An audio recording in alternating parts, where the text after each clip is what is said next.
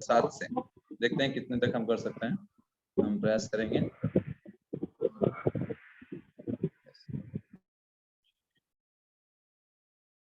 सबसे पहले हम 7वें श्लोक को लेते हैं और इसके पहले हम थोड़ा सा रिवीजन कर लेते हैं कि अभी तक हमने क्या पढ़ा है इन श्लोकों में, फर्स्ट से लेकर के 6 तक अभी तक हमने क्या देखा। तो हमने देखा कि पहले भगवान जो है पहले श्लोक से है ना बताते हैं किस प्रकार से 26 गुण बताते हैं, दैवी गुण भगवान बताते हैं 26 गुणों को।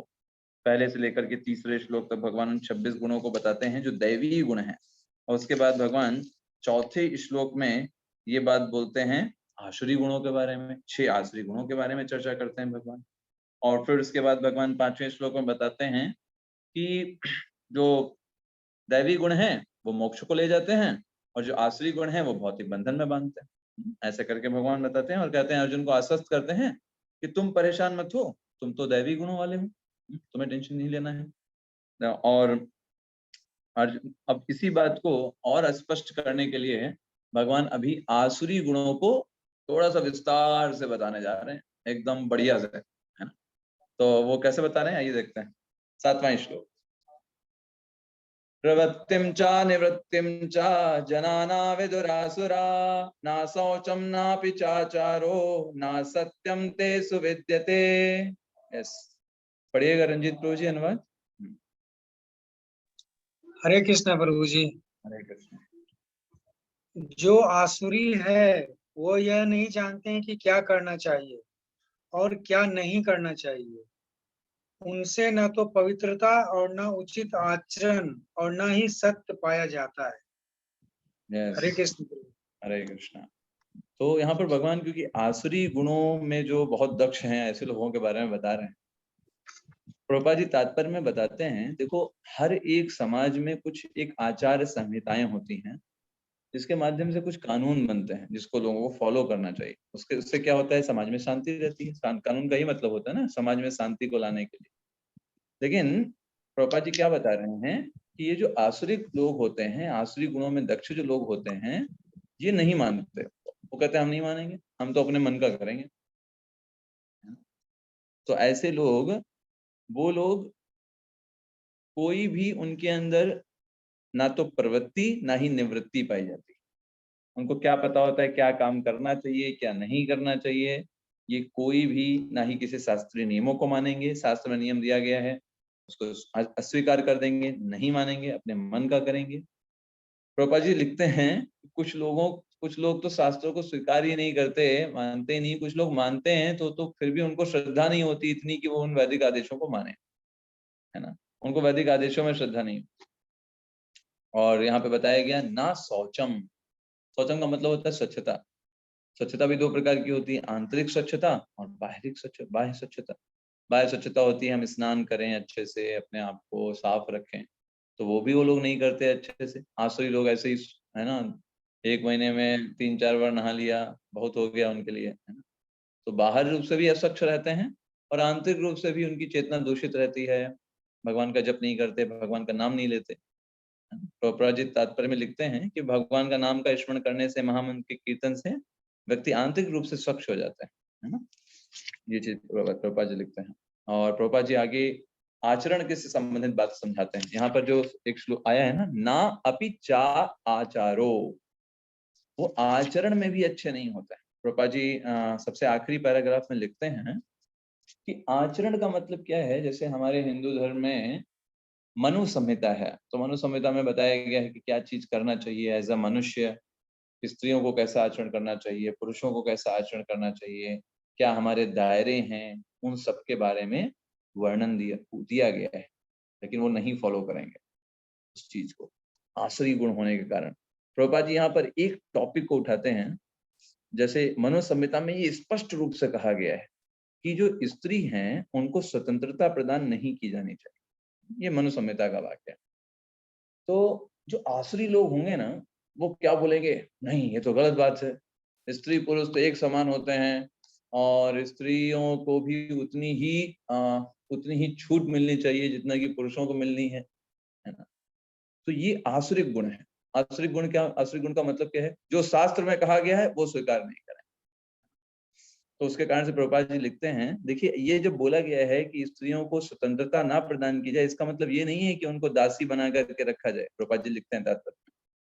प्रभुपाद जी क्या कहना चाह रहे हैं, क्यों बोला गया मनु संहिता में स्वतंत्रता ना प्रदान की जाए, कि वो इसलिए है कि वो बालकों के समान है। बालकों के समान मतलब जैसे बालक होते हैं तो वो जो होते हैं उनको कोई भी व्यक्ति जो होता है उनका शोषण कर सकता है, उनको परेशान कर सकता है। तो ऐसे ही स्त्रियां जो हैं उनको भी शोषण किया जा सकता है ना, पुरुषों की अपेक्षा, और हम सामान्य तौर पर देखते भी हैं, है ना। तो इसीलिए अगर आप सोचिए कि समाज में स्त्री और पुरुष दोनों शरीर अलग अलग है, तो जब ये बात कही जाती है कि स्त्रियों को ये मना किया गया है, तो तुरंत जो स्त्री शरीर प्राप्त किए हैं उनको लगता है अरे हमको बोला जा रहा है। आपको ये नहीं सोचना चाहिए, आप स्त्री नहीं हैं, आप पुरुष नहीं हैं, आप भगवान के दास हैं, अंश हैं, आत्मा है, और अभी आप एक पर्टिकुलर शरीर के अंदर है। वो शरीर स्त्री या पुरुष का है। अभी आप क्योंकि आप ऐसे शरीर में हैं, उस शरीर के कुछ नियम हैं, उन नियमों के लिए ये संहिता बनाई गई, आपके बारे में नहीं। लेकिन क्या होता है, हम अपनी बॉडी से इतना ज्यादा अटैच रहते हैं कि हमें लगता है ये हमारे बारे में हो रही है बात, है ना। तो ये क्यों नियम बनाए गए हैं, ताकि हम इस भौतिक जगत में शांति पूर्वक रह सके, है ना। हमें यहाँ बिना किसी परेशानी के हम भगवान की भक्ति कर सकें, इसलिए मनु संहिता इन सब में सारी चीजें बताई गई। प्रभुपाद जी लिखते हैं, असुर ऐसे आदेशों की उपेक्षा करेंगे। वो क्या कहेंगे, वो कहेंगे स्त्रियों को पुरुषों के समान ही स्वतंत्रता प्रदान की जानी चाहिए, है ना। लेकिन देखिए आज समाज में कितना स्त्री पुरुष को समान स्वतंत्रता प्रदान की गई है, क्या समाज की दशा सुधरी है या बिगड़ी है, ये आप स्वयं देख सकते हैं। इसके लिए कोई रिसर्च की जरूरत नहीं है ना, आप स्वयं आकलन कर सकते हैं। प्रभुपाद जी समझाते हैं कि बाल्यकाल में जो स्त्री होती है वो पिता के संरक्षण में रहती है, युवावस्था में पति के द्वारा, और बुढ़ापे में अपने पुत्रों के द्वारा संरक्षित रहती है। ये मनु संहिता के अनुसार सही आचरण। अगर ऐसा व्यक्ति करेंगे तो कभी भी कोई शोषण नहीं होगा, हमेशा संरक्षण प्राप्त होने के कारण कोई भी व्यक्ति उनका शोषण नहीं कर पाए।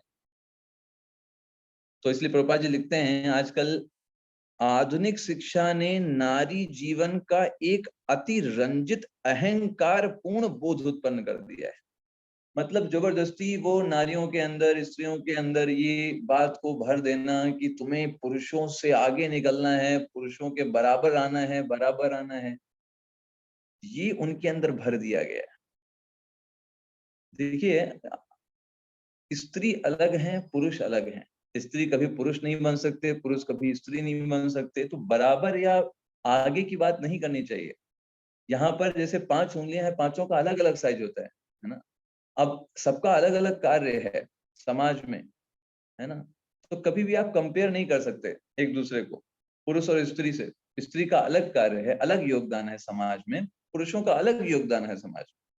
लेकिन आप जबरदस्ती स्त्री को पुरुष बनाना चाह रहे हो और उसको दौड़ा रहे हो, उसके लिए कितने सेक्रीफाइस हो रहे हैं, कितना नुकसान हो रहा है, उससे अनभिज्ञ है पूरा समाज। पापा जी लिखते हैं, इसीलिए विवाह एक कल्पना बन चुका है। विवाह टिकते ही नहीं है, सबको पुरुष ही बनना है, कोई कार्य नहीं करना चाहता, सब बस बाहर जाकर ये जॉब करना चाहते हैं, है ना। क्योंकि सब तो पुरुष ही बनना है, क्योंकि वो सब चाहते हैं वो जॉब करें, है ना। तो स्त्री तो किसी को बनना ही नहीं। स्त्री का कार्य क्या है, सारी चीजों को जिम्मेदारी पूर्वक निभाना। स्त्री के बहुत सारे कार्य होते हैं, और स्त्रियां इतनी मोल्ड कर सकती हैं सारी चीजों को, पुरुष ऐसा नहीं कर पाएंगे। पुरुष बाहर के कार्यों में दक्ष होते हैं, घर के कार्यों में दक्ष नहीं होते। तो दोनों का अपना अलग अलग योगदान है, लेकिन उसको स्वीकार ही नहीं करते। इस कारण से विवाह क्या हो जाता है, कल्पना हो जाता है। थोड़े साल तक चलता है, फिर डाइवोर्स हो गई, चलो। तो जब अगर एक दूसरे का सामंजस्य रहेगा तो चीजें अच्छे से चलती हैं। प्रभुपाद जी आगे लिखते हैं इसी चीज को, इसीलिए आसुरी लोगों के कारण सामाजिक स्थिति अत्यंत सोचनीय है। सबसे लास्ट में लिखता है, बहुत सोचनीय हो गई। असत्यम अप्रतिष्ठम ते जगत आहुरनीश्वरम अपरस्पर संभूतम किम मन्यत काम अहेतुकम। यस, रमेश कर्ण प्रभु जी पढ़िएगा अनुवाद। हरे कृष्णा प्रभु जी। वे कहते हैं कि यह जगत मिथ्या है, इसका कोई आधार नहीं है और इसका नियमन किसी ईश्वर द्वारा नहीं होता। उनका कहना है कि यह कामेच्छा से उत्पन्न होता है और काम के अतिरिक्त कोई अन्य कारण नहीं है। हरे कृष्ण प्रभु। हरे कृष्ण। तो ये असुरों का सबसे बड़ी चीज है। देखिए क्या है, अगर भगवान को मानेंगे ना तो उनके नियम को मानना पड़ेगा, समस्या बड़ी बात, और नियम तो मानने नहीं है। अब जैसे पिताजी को मानेंगे कि हमारे पिताजी हैं, पिताजी की बात माननी पड़ेगी ना, पिताजी आपने माना है, अब पिताजी को ही इग्नोर कर दो, पिताजी है ही नहीं हमारे पिता, अब क्या जो मन में आए सो करो। तो असुर लोग भगवान को ही अस्वीकार कर देते हैं। क्यों? क्योंकि मन मुताबिक करना है ना। तो वो क्या कहते हैं, पूरा जगत में कोई भगवान भगवान नहीं है, सब कुछ क्या है, बस इस जगत में इंद्र तृप्ति ही जीवन का लक्ष्य है, बस यही जीवन का लक्ष्य है, जो बढ़िया इंद्र तृप्ति करे वो बढ़िया राजा। इस तरीके का वो कॉन्सेप्ट लाते हैं। ये आसुरिक जीवन, जैसे आपने कई बार सुना 4 दिन की जिंदगी है, जो मन में वो कर लो, अरे कल किसने देखा क्या होने वाला है, ये सब असुर प्रवृत्ति है ना। ये सारे असुर प्रवृत्ति के हैं, क्योंकि वो मानते ही नहीं है कल के बारे में। कहते कल किसने देखा, अरे कल कैसा होगा, कल वैसे ही होगा जैसे आज आपका आज आपने खराब किया तो कल वैसा ही जाने वाला है। That's the thing. आशिक प्रवृत्ति वाले लोग क्या बोलते हैं, जीवन स्वप्न के जैसा है। जैसे आप रात में स्वप्न देखते हैं ना, राजा बन गए, आप बड़े राज्य के राजा थे, सुबह क्या थे वहीं के वहीं। तो वो बोलते हैं देखो ये जीवन तो स्वप्न के जैसा चल रहा है, कुछ आगे तो सब कुछ खत्म ही है, तो जो मन हो भोग कर लो। प्रभुपाद जी व्यंग करते हैं कि ये लोग स्वप्न की तरह मानते हैं, लेकिन स्वप्न को भी भोगने में इनको कितना मजा आता है आसुरी लोगों को। भाई स्वप्न है तो फिर भोग क्यों कर रहे हो, स्वप्न में तो कोई मतलब ही नहीं है भोग करने का। लेकिन वो भोग करना नहीं छोड़ना चाहते, स्वप्न में भी उनको भोग करना है, प्रभुपाद जी तात्पर्य में कहते हैं। और वो कहते हैं पूरा संसार कैसे चल रहा है, बस स्त्री हैं पुरुष हैं आपस में मिलते हैं, शिशु उत्पन्न होता है, वो जो शिशु होता है वो स्त्री पुरुष बनते हैं, वो दूसरे स्त्री पुरुष से संग करते हैं, फिर बच्चे उत्पन्न होते हैं। इस तरीके से संसार चल रहा है, भगवान का कोई योगदान तो है ही नहीं, तो जस्ट एक मशीन जैसे चलती रहती वैसे कार्य हो रहे हैं। इस तरीके से वो, इस तरीके से उन्होंने फिलॉसफी अपनी बनाई होती है। क्योंकि देखिए हर एक व्यक्ति कुछ ना कुछ सोच करके कोई काम कर पाएगा ना। उन लोगों को भोग करना है, कैसे करेंगे भोग, पहले उनको मानना पड़ेगा ना कि भगवान नहीं है। जब भगवान नहीं है तभी ना भोग कर पाएंगे, अगर भगवान को मानेंगे तो भोग कर नहीं सकते, तो उनको पहले भोगा लगाना पड़ेगा। तब प्रसाद लेंगे तब तो भोग नहीं हो पाएगा। तो इसलिए वो अपनी इस तरीके की फिलॉसफी को बना लेते हैं। एताम दृष्टिमवस्तभ्य नष्टात्मानो अल्पबुद्धयः प्रभवन्त्यु उग्रकर्माणः क्षयाय जगतो अहिता। गुंजन शर्मा माता जी पढ़िएगा अनुवाद। हरे कृष्णा प्रभु जी। हरे कृष्ण। ऐसे निष्कर्षों का अनुगमन करते हुए आसुरी लोग जिन्होंने आत्मज्ञान खो दिया है और जो बुद्धिहीन है, ऐसे अनुपयोगी एवं भयावह कार्यों में प्रवृत्त होते हैं, जो संसार का विनाश करने के लिए होता है। हरे कृष्ण प्रभु। हरे कृष्ण। अब समस्या क्या होती है, भगवान पर विश्वास करते नहीं हैं, तो ये लोग बस किसी तरीके से, इनके जीवन का लक्ष्य क्या होता है, इस जगत में इंद्रिय तृप्ति भरपूर मात्रा में करना, मतलब एकदम पीक पे, एक्सट्रीम लेवल पे करना है इंद्रिय तृप्ति। तो अब करा क्या जाए, ये क्या करते हैं, विभिन्न विभिन्न प्रकार के तरीके इजाद करते हैं, नई नई चीजों का निर्माण करते हैं, कैसे इंद्रिय तृप्ति को बढ़ाया जा सकता है, क्योंकि जीवन का उद्देश्य तो वही है ना, भगवान की सेवा तो है नहीं, इंद्रिय तृप्ति है, तो इंद्रिय तृप्ति को कैसे बढ़ाया जा सकता है। अलग अलग प्रकार की मशीनें बनाते हैं, अलग अलग प्रकार के बॉम्ब्स बनाते हैं। ये व्यक्ति जो है हमारी इंद्रिय तृप्ति में बाधा है, ठीक है, इस देश को बम से उड़ा देंगे। तो ये क्या करते हैं, ऐसे विनाशकारी चीजों का निर्माण करते हैं। ये विनाशकारी चीजें क्यों निर्माण कर रहे हैं, क्योंकि इन्होंने इंद्रिय तृप्ति को ही जीवन का लक्ष्य बना करके रखा हुआ है, और इसलिए उग्र कर्म करते हैं। उग्र कर्म का मतलब क्या है, आप देखिए हर कंट्री के पास अभी एटॉमिक बम है, मतलब लगभग है ना, भारत के पास भी, पाकिस्तान के पास भी, चाइना के पास भी, रसिया के पास भी। किसी की भी अगर बुद्धि हटी तो क्या करेंगे, एटम बम डालेंगे, पूरा का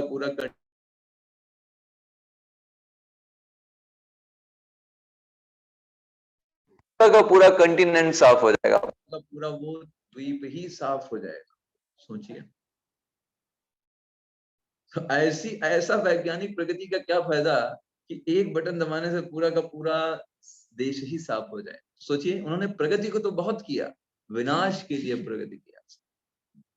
और ये क्यों ऐसी कर पाए, क्योंकि उनकी बुद्धि भ्रष्ट हो गई इंद्रिय तृप्ति के लिए इतनी लालायित होने के कारण और आसुरी प्रवृत्ति होने के कारण। जैसे आप देखिए, उन्होंने जिलेटिन मशीन बना दिया। जिलेटिन मशीन क्या होता है, पहले कोई जानवर होता था उसको एक बार में एक ही जानवर मारा जा सकता था कत्ल खानों में। अभी क्या करते हैं, एक जिलेटिन मशीन का एक बटन दबाते हैं, 1 सेकंड में 1000 जानवर मार डाले जाते हैं। सोचिए कितनी प्रगति कर ली ना साइंस ने, एक बटन से सीधे 1000 जानवर मार रहे हैं। ये कोई प्रगति है? ये है, इसको बोलते हैं उग्र कर्म। मतलब जब ऐसे अल्प बुद्ध लोग, जो लोग भगवान पर विश्वास नहीं करते, आसुरी प्रवृत्ति के लोग होते हैं, वो जब कुछ निर्माण भी करेंगे वो विनाशकारी निर्माण। कामम आश्रित्य दुष्पूरम दंभमानमदान्वितः मोहात् गृहीत्वा अशद्ग्राहान् प्रवर्तन्ते असुचिव्रता। आरती माता जी पढ़िएगा अनुवाद। हरे कृष्णा प्रभु जी। कभी न संतुष्ट होने वाले काम का आश्रय लेकर तथा गर्व के मद एवं मिथ्या प्रतिष्ठा में डूबे हुए आश्रय लोग इस तरह मोहग्रस्त होकर सदैव क्षणभंगुर वस्तुओं के द्वारा अपवित्र कर्म का व्रत लिए रहते हैं। हरे कृष्णा प्रभु।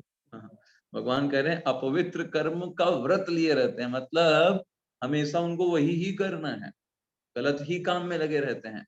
और क्या बोल रहे हैं भगवान, कामम आश्रित्य दुष्पूरम। ये काम जो इंद्रिय तृप्ति का ऐसी चीज है, ये कभी पूरी नहीं होने वाली है, कभी नहीं पूरी होने वाली। काम एक ऐसी वस्तु है, व्यक्ति सोचता है अरे नहीं इंद्रिय तृप्ति कर लेंगे फिर क्या है, फिर तो हम संतुष्ट हो जाएंगे ना।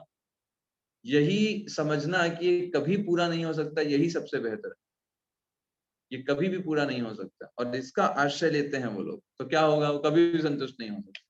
और इसलिए वो दंभ मान इन सब चीजों से फूले रहते हैं और इस संसार को विनाश करने के लिए लगे रहते हैं। क्षण भंगुर वस्तुओं को के लिए अपना कर उसके लिए कार्यरत रहता है। कौन है ये? आसुरी प्रवृत्ति के गुणों के लक्षण है। भगवान एलोबरेट करें, देखो अर्जुन तुम इन सब चीजों के लिए काम नहीं कर रहे हो, है ना, तुम इन सब के लिए कार्य नहीं कर रहे। प्रभुपाद जी तात्पर्य में समझाते हैं कि क्षण भंगुर वस्तुओं को स्वीकार करने के कारण वो अपना निजी ईश्वर भी निर्माण कर लेते हैं। आप देखिए संसार में लोगों ने कितने सारे ईश्वर निर्माण कर लिए, है ना, ये बाबा वो बाबा, है ना, और अलग अलग प्रकार के उनको भगवान मान करके उनकी पूजा करना है। जिस व्यक्ति से उनको इंद्रिय तृप्ति पूरी हो जाए वो भगवान। मेन उनका लक्ष्य क्या होता है? इंद्रिय तृप्ति को करना। तो जो कोई देवता हो या कोई सामान्य व्यक्ति हो जो उनको इंद्रिय तृप्ति में मदद कर दे, वो उनके लिए क्या हो गया? भगवान। अपना ईश्वर बना लेते हैं उसको, कहते भाई आपने तो हमारे लिए ये कार्य कर दिया। और हमेशा अपवित्र व्रत लिए रहते हैं। प्रभुपाद जी तात्पर्य में बताते हैं अपवित्र व्रत का मतलब क्या होता है भाई? 4 रेगुलेटिव प्रिंसिपल्स को ब्रेक करना, यही अपवित्र कार्य है ना। मद्य, स्त्रियां, दूध, कीड़ा और मांसाहार, ये सब अपवित्र कार्य हैं। इन सब कार्यों में वो बहुत प्रवीण रहते हैं। चिंतामपरिमेयां च प्रलयांतामुपाश्रितः कामोपभोग परमा एतावदिति निश्चितः आशापाशसतैर्बद्धा कामक्रोधपरायणः ईहन्ते कामभोगार्थम् अन्यायेनार्थसञ्चयान्। बीनो द्विवेदी माता जी आप पढ़िएगा इसका अनुवाद। उनका विश्वास है कि इंद्रियों की तुष्टि ही मानव सभ्यता की मूल आवश्यकता है। इस प्रकार मरण काल तक उनको अपार चिंता होती रहती है। वे लाखों इच्छाओं के जाल में बंधकर तथा काम और क्रोध में लीन होकर इंद्र तृप्ति के लिए अवैध ढंग से धन संग्रह करते हैं। हरे कृष्णा प्रभु जी। तो देखिए जो आपका उद्देश्य रहेगा ना, आप काम तो उसी के लिए करोगे ना। अगर आप जीवन का उद्देश्य इंद्रिय तृप्ति मान रहे हो तो आप पूरे जीवन भर इसी के लिए प्रयासरत रहोगे, कैसे मैं पैसा जुटा लूं, कैसे धन संग्रह कर लूं, कैसे मैं इसको ये बचा लूं वो बचा लूं। आपका दिमाग में वही घूमता रहेगा पूरे जीवन भर। आप क्यों कैसे भगवान की सेवा के बारे में सोच पाओगे, क्योंकि वो तो आपका उद्देश्य कभी था ही नहीं। आपको तो इस मटेरियल वर्ल्ड में सेटल होना था, इस मटेरियल वर्ल्ड में अपने आप को सेटल करना था, तो इसलिए आपका दिमाग उन्हीं चीजों में चलेगा। तो खासियत क्या होती है, ऐसे लोगों को अपार चिंता रहती है। कोई बात नहीं है चिंता करने की, फिर भी ये चिंता करते हैं क्योंकि इंद्रिय तृप्ति है ही ऐसी चीज की आपको चिंता की ओर ढकेलती। यस, क्योंकि उसकी कोई सीमा नहीं है ना, कितना आप इंद्रिय तृप्ति करेंगे उसकी कोई सीमा नहीं है। और एक व्यक्ति आप सोचिए कितना इंद्रिय तृप्ति कर सकता है। मान लीजिए आपके पास करोड़ रुपए भरा हुआ है, कितना इंद्रिय तृप्ति आप कर लेंगे? जब कोई व्यक्ति ये बोले कि अरे हमको तो इंद्रिय तत्व में बहुत अच्छा लग रहा है, हम तो बड़े मजे में हैं, उससे 2 क्वेश्चन पूछने चाहिए, how long and how much. 2 question, कितना तो इंद्रिय तृप्ति कर लोगे। चलो मान लो ब्रेकफास्ट, लंच और डिनर यही ना खाओगे, 3 टाइम की जगह 4 टाइम खाने लग जाओगे, है ना। खाओगे तो रोटी ही ना, रोटी और सब्जी खाओगे, है ना। आप कितना उसमें अच्छा कर सकते हो और कितने दिनों तक खा सकते हो आप इंद्रिय तृप्ति कर सकते हो। 70-80 साल खत्म, वो भी कितना कौन जीता है। तो ये तो एक तो बहुत छोटा है और बहुत ज्यादा भी नहीं। How long and how much you can enjoy. Prabhupada ji तात्पर्य में लिखते हैं, ऐसे कई लोग हैं जो मरने के समय बोला उन्होंने, डॉक्टर हमारे पास बहुत पैसा भरा हुआ है, हमारे आयु को बढ़ा दीजिए। डॉक्टर ने कहा नहीं, 1 सेकंड नहीं बढ़ सकता, है ना, नॉट एट ऑल, बिल्कुल नहीं बढ़ सकता। ऐसे करें तो वो मृत्यु के बाद भी वो सोचते हैं भोग करना चाहते हैं, ऐसा संभव नहीं है। प्रभुपाद जी लास्ट में लिखते हैं कि भगवान हमेशा परमात्मा के रूप में हमारे अंदर बैठे हुए हैं हृदय में और हर बात का निरीक्षण कर रहे हैं। जैसे एक वृक्ष पर 2 पक्षी बैठे होते हैं, एक आत्मा और एक परमात्मा, कठोपनिषद में आता है बात। तो वैसे ही भगवान जो है वो उस पक्षी के समान है जो भोग नहीं कर रहे हैं, बस देख रहे हैं, और दूसरा पक्षी हम आत्मा है, इस जगत में भोग करने का प्रयास कर। इदमद्य मया लब्धम् इमं प्राप्यस्ये मनोरथम् इदमस्तीदमपि मे भविष्यति पुनर्धनम् अशो मया हतः सत्तुर् अनिश्ये च परानपि ईश्वरोऽहम् अहं भोगी सिद्धोऽहं बलवान् सुखी आढ्यो विजनवानस्मि कोऽन्यो अस्ति सदशो मया यक्षे दास्यामि मोदिष्य इत्यज्ञान विमोहितः। यस, साधना देवी माता जी आप पढ़ेंगे अनुवाद, अनम्यूट कर सकते हैं। आश्रित व्यक्ति सोचता है आज मेरे पास इतना धन है और अपनी योजनाओं से मैं और अधिक धन कमाऊंगा। इस समय मेरे पास इतना है किंतु भविष्य में ये बढ़कर और अधिक हो जाएगा। वह मेरा शत्रु है और मैंने उसे मार दिया और मेरे अन्य शत्रु भी मार दिए जाएंगे। मैं सभी वस्तुओं का स्वामी हूँ, मैं भोक्ता हूँ, मैं सिद्ध हूँ, शक्तिमान तथा सुखी हूँ, मैं सबसे धनी व्यक्ति हूँ और मेरे पास आसपास मेरे कुलीन संबंधी हैं।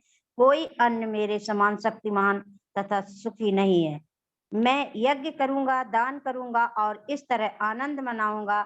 इस प्रकार ऐसे व्यक्ति अज्ञान बस मोहग्रस्त होते रहते हैं। हरे कृष्णा प्रभु जी। हरे कृष्णा। तो वो व्यक्ति पूरा मटेरियल प्लान ही बनाते रहते हैं अपने जीवन में, है ना, कि अभी मेरे पास इतना धन है, फिर और धन हो जाएगा, और धन होगा, मेरे शत्रुओं को मैं मार दूंगा, मैं राजा होऊंगा, सब लोग आएंगे बोलेंगे यार ये प्रभु जी माता जी हमको ये चाहिए और हम दे देंगे और हमारे पास सबसे ज्यादा धन होगा, हमारी चारों तरफ वाहवाही होगी।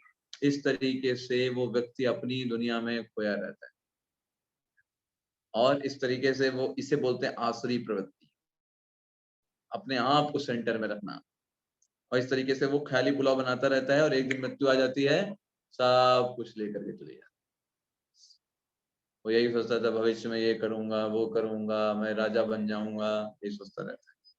अनेक चित्त विभ्रांता मोहजाल समावृतः प्रसक्तः काम भोगेषु पतन्ति नरकेषु च। एकता अग्रवाल माता जी पढ़िएगा। इस प्रकार अनेक चिंताओं से उद्विग्न होकर तथा मोह जाल में बंद कर वे इंद्रिय भोग में अत्यधिक आसक्त हो जाते हैं और नरक में गिरते हैं। हरे कृष्ण प्रभु जी। हरे कृष्ण। अब जब इतना ज्यादा उनको इंद्रिय तृप्ति रहेगी तो फिर कोई भी गलत काम करने से वो परहेज नहीं करेंगे, क्योंकि इंद्रिय तृप्ति जीवन का परम उद्देश्य है और वो इंद्रिय तृप्ति को प्राप्त करने के लिए, उस सुखों को प्राप्त करने के लिए नंबर 2 की कमाई करने में उनको कोई भी हिचक नहीं होगी। कहीं से पैसे मिल रहे होंगे, किसी को धोखा देकर के, गरीबों को नुकसान पहुंचाकर, वो कहेंगे अरे हमको इंद्रिय तृप्ति जीवन का उद्देश्य कल किसने देखा, है ना, एंजॉय करो, है ना, गरीबों को परेशान होना होगा तो होंगे, क्या करना।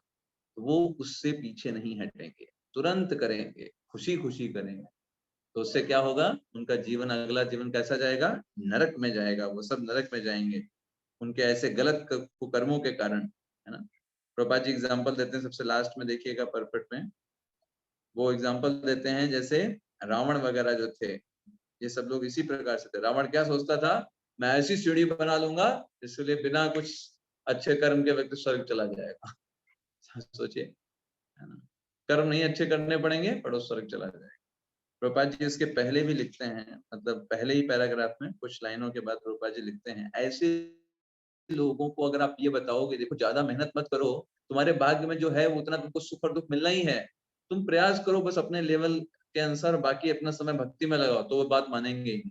वो कहेंगे नहीं नहीं नहीं, सुख तो हमारी मेहनत पर निर्भर करता है, हम जितना मेहनत करेंगे उतना सुख मिलेगा। उनको अगर आप शास्त्र की बात बताओगे, देखो सुख और दुख जब आप जन्म लेते हो ना उसी समय निर्धारित हो जाता है, उतना सुख और उतना दुख तुमको मिलेगा ही मिलेगा, चाहे जहां जाओ, चाहे जो कुछ करो, उतना सुख भी मिलेगा और उतना दुख भी मिलेगा। तो बस उसमें अंतर क्या होता है, कोई व्यक्ति साइकिल से सुख हो रहा है और दूसरा अमीर व्यक्ति है वो कार से सुखी हो रहा है, सुख की मात्रा वही है, सुख और दुख निर्धारित रहता है। लेकिन जब आप उनको ये बातें बताओगे वो बोलेंगे नहीं नहीं नहीं नहीं, हमें तो नंबर 2 का पैसा कमा करके हम और ज्यादा सुखी हो जाएंगे आपसे। वो ऐसा बोलेंगे, लेकिन वो उनको और दुखी करेगा, जितना भी बढ़ेंगे और उनको नरक की तरफ लेकर के जाएगा। और ऐसे आश्री व्यक्तियों को प्रभुपाद जी लिखते हैं, जो कोई व्यक्ति उनके सामने आता है उसका उनका शत्रु बन जाएगा, उनके इंद्रिय तत्व में जो बाधा पहुंचाए वो शत्रु, जो उनकी इंद्रिय तत्व में मदद करे वो उनका ईश्वर बन गया। ऐसे करके उन लोग कार्य करते हैं। आत्म संभाविता स्तब्धा धनमान मदान्वितः भजन्ते नाम यज्ञैस्ते दंभेन अविधि पूर्वकम। यस, कविता माता जी पढ़िएगा अनुवाद। हरे कृष्ण प्रभु जी।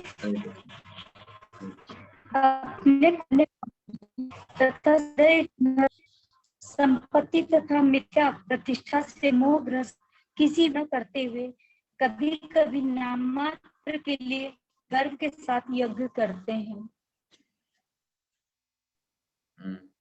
तो कभी कभी वो झूठी प्रतिष्ठा के लिए, अपना मान बढ़ाने के लिए, दूसरों के सामने अपने आप को धार्मिक दिखाने के लिए वो बड़े बड़े यज्ञ करते हैं। प्रभुपाद जी तात्पर्य में लिखते हैं कभी कभी असुर लोग भी उपदेशक बन जाते हैं, दूसरों को सिखाने का काम करने लगते हैं, है ना। असुर लोग लोगों को इस भ्रमित कर देते हैं और वो क्या करते हैं, अपने आप को ईश्वर के अवतार के रूप बोल करके प्रसिद्ध हो जाते हैं। ये असुर लोग प्रभुपाद जी लिखते हैं, वो आसुरी मेंटालिटी।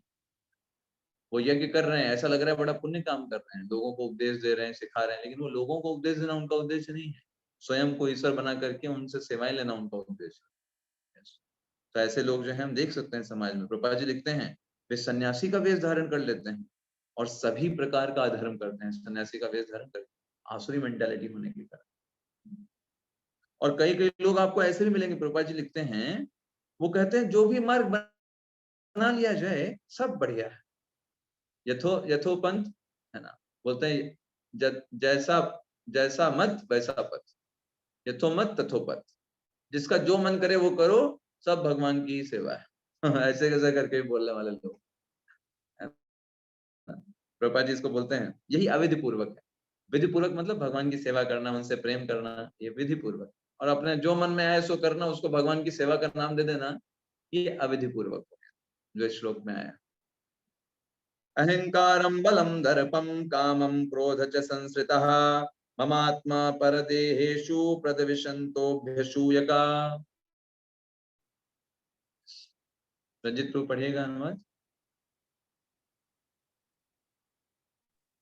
हरे कृष्ण प्रभु जी। मिथ्या अहंकार, बल, दर्प, काम तथा क्रोध से मोहित होकर आसुरी व्यक्ति अपने शरीर में तथा अन्यों के शरीर में स्थित भगवान से ईर्ष्या और वास्तविक धर्म की निंदा करने लगते हैं। हरे कृष्ण प्रभु जी। तो इन सब चीजों के कारण मिथ्या अहंकार, बल, दर्प, काम और क्रोध से मोहित होकर ये जो आसुरी लोग होते हैं ये शास्त्रों की निंदा करने लगते हैं, है ना, और शास्त्रों को विश्वास नहीं करेंगे, उसके बारे में गलत सलत बोलेंगे, है ना, भगवान से ईर्ष्या करेंगे, ये सब इनके नेचर में होता है। तो हम देखते हैं समाज में कितने सारे लोग हैं जो इस तरीके का करते हैं। वो यही सोचते भगवान नियंत्रण कर रहे हैं, शास्त्र को प्रमाण नहीं मानेंगे, है ना। प्रभुपाद जी सबसे लास्ट में लिखते हैं यदि उनका कोई शत्रु ऐन्द्रिय कार्यों में आगे बढ़ने से रोकता है तो उसे अपनी शक्ति से छिन्न भिन्न करने की योजनाएं बनाने लगता है, उनको अपने रास्ते से हटाना है कुल मिलाकर। ईर्ष्या उनमें बहुत बड़ी मात्रा में होती है। जैसे एक केस भी हुआ था लातूर में, महाराष्ट्र में। एक व्यक्ति ने अपनी कोचिंग खोली और कोचिंग में कई सारे टीचर्स थे, टीचर्स रखा। एक टीचर जो था उसमें बहुत इंटेलिजेंट था, उस टीचर ने क्या किया, उससे निकल करके अपनी एक नई कोचिंग ब्रांच खोल ली और वो बहुत प्रगति कर गया। उसने अपने 6-7 सेंटर बना लिए। ये पुराना वाला जो मालिक था, इसने कहा अरे ये हमारे यहाँ से निकला और अभी इतना ज्यादा हमसे प्रचलित हो गया। उसने तुरंत क्या किया, सुपारी दे दिया उसकी, और कुछ लोगों ने जो सुपारी दिया था उसने उसको मार डाला। तो आसुरी लोग क्या देखते हैं, जो उनके राह में रोड़ा बन रहा है उसको खत्म कर, भले वो सही तरीके से ही कर रहा हो, उनको पसंद नहीं। तो ईर्ष्या उनमें बहुत ज्यादा मात्रा में रहती है। तानहं दुषितः क्रूरान् संसारेषु नराधमान् क्षिपाम्यजस्रमश्रुभाना सुरेष्वेव योनिषु। रमेश कर्ण प्रभु पढ़िएगा। हरे कृष्ण प्रभु जी। हरे कृष्ण। जो लोग ईर्ष्यालु तथा क्रूर हैं और नराधम हैं, उन्हें मैं निरंतर विभिन्न आसुरी योनियों में भवसागर में डालता रहता हूँ। हरे कृष्ण प्रभु जी। भगवान कह रहे हैं, वो भगवान का क्या रहता है ऐसे लोगों के प्रति। भगवान कह रहे हैं उनको आसुरी योनियों में बार बार आसुरी योनियों में डालते रहते हैं, है ना, बार बार। उनको मृत्यु के बाद पशु कीट, है ना, ये सब जो जानवरों की योनियां हैं, इन सब में असुरों के गर्भों में उनको बार बार डाला जाता है। और इस तरीके से वो हमेशा ईर्ष्यालु बने रहते हैं, हर जन्म में ईर्ष्यालु यही कार्य करते रहेंगे। प्रभुपाद जी सबसे अंत में ये भी लिखते हैं कि जंगलों के अनेक शिकारी मनुष्य भी आसुरी योनि में ही माने जाते हैं। कई लोग जो एकदम जंगलों में रहते हैं, अफ्रीका के जंगलों में, वहीं जन्म लेते हैं, वहीं मृत्यु भी प्राप्त हो जाती है, वो सब आसुरी योनियां हैं। जीवन भर क्या करते हैं, बस एक दूसरे की हत्या करना, जानवरों को मारना, ऐसी योनियां उनको प्राप्त होती है, ऐसे लोगों को। आसुरीं योनिमापन्ना मूढ़ा जन्मनि जन्मनि माम प्राप्येव कौन्तेया ततो यान्ते अधमागतिम्। यस, गुंजन माता जी पढ़िएगा। हे कुंती पुत्र, ऐसे व्यक्ति आसुरी योनि में बारंबार जन्म ग्रहण करते हुए कभी भी मुझ तक पहुंच नहीं पाते। वे धीरे धीरे अत्यंत अधम गति को प्राप्त होते हैं। हरे कृष्ण प्रभु। हरे कृष्ण। तो भगवान ने कितना स्ट्रॉन्ग स्टेटमेंट बोला यहाँ पर, और प्रभुपाद जी बचाव भी करेंगे यहाँ पर। देखते हैं कैसे भगवान यहाँ पे क्या बोल रहे हैं कि ये लोग तो बार बार असुरी योनियों में जाते रहेंगे, है ना, और कभी भी मुझे प्राप्त नहीं कर पाए। तो गड़बड़ बात होगी। मतलब ये लोग तो कभी भगवान को प्राप्त कर ही नहीं पाएंगे, कभी भगवान के पास पहुंचेंगे नहीं। तो फिर भगवान को तो बोला जाता है कि वो बड़े दयालु हैं, सबके ऊपर कृपालु हैं, सब पर कृपा करते हैं, तो भाई इन पर कृपा कैसे किया। तो प्रभुपाद जी बताते हैं इतने तात्पर्य में, एक्चुअली में इनको आसुरी योनियों में डालना ये भगवान की कृपा ही तो है।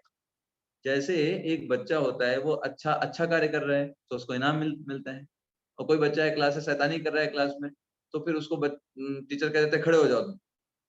क्यों बोला उसको खड़े हो जाना, क्योंकि उसको सुधार करने के लिए ना। तो ऐसे ही इनके अंदर जो आसुरी प्रवृत्तियां होती हैं, उनको पूरी प्रकार से दोहन करने के लिए इनको बार बार आसुरी योनियों में डालते रहते हैं भगवान। और फिर इनका उद्धार कैसे योनियों में डालते डालते इनको ये जब बड़े असुर बन जाते हैं, तब भगवान स्वयं जन्म लेकर के, जब भगवान इस भौतिक जगत में आते हैं अपना दिव्य जन्म लेकर के, और इनको अपने हाथों से इनको उद्धार कर देते हैं, जैसे रावण, हिरण्यकश्यपु, है ना। तो प्रभुपाद जी तात्पर्य में लिखते हैं, रावण, कंस, हिरण्यकश्यपु जिन्हें मारने के लिए भगवान ने विविध अवतार धारण किए, अतएव असुरों पर ईश्वर की कृपा तभी होती है जब वे इतने भाग्यशाली हों कि ईश्वर उनका वध करे। मतलब वो बार असुर बनते रहेंगे, भगवान को कभी प्राप्त नहीं कर पाएंगे फेवरेबल तरीके से। भगवान आकर के जब उनकी हत्या करेंगे, उनको मारेंगे, तभी वो भगवान को प्राप्त कर पाएंगे। तभी वो भगवान को प्राप्त कर पाए, मतलब आध्यात्मिक जगत में नहीं जा सकते, क्योंकि भगवान की सेवा भावना नहीं है। वो भगवान के जो ब्रह्म ज्योति है उसी में निवास कर सकते हैं, आध्यात्मिक जगत में रह सकते हैं, गोलोक वृंदावन में प्रवेश नहीं कर सकते। वहां पर सिर्फ जो भगवान की सेवा करने वाले हैं, वैकुंठ में वही प्रवेश कर सकते हैं। तो इस तरीके से इन लोगों की गति होती है।